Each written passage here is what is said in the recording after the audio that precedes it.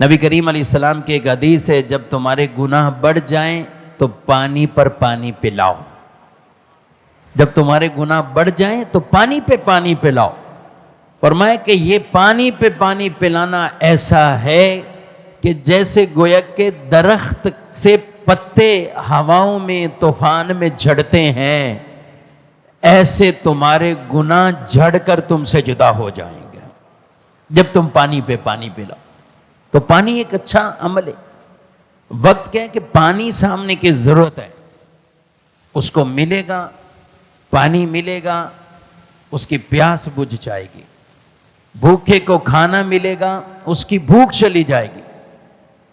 اور کئی تاجر بڑے اچھے ہیں ان معاملے میں ماشاءاللہ، وہ کہتے ہیں ہم کھانا کھلائیں گے.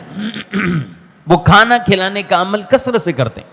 کھانا کھلاتے راشن دلائیں، کھانا دلائیں، راشن دلائیں، کھانا دلائیں. کیوں؟ اللہ اکبر. یعنی یہ عمل ویسے بھی محبوب عمل ہے، اور جب آدمی اس کو بطور خاص اپنا ایک شوق بنا لیتا ہے کہ میں نے کسی کو کھانا کھلانا ہے. اچھا، اب اس میں امیر غریب کا بھی کوئی فرق اگر نہیں رکھتا، کھانا کھلاتا ہے.